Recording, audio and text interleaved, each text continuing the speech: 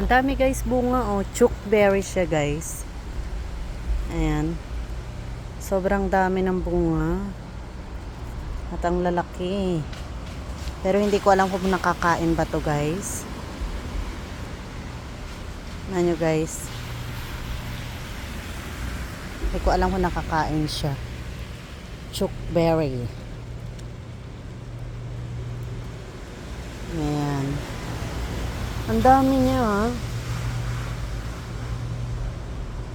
Para siyang, anong tawag nitong prutas sa atin? Nanyo guys. Pangalan niya chookberry. Ang ganda 'di ba? Pero hindi ko alam kung edible ba siya para makain. Ayan.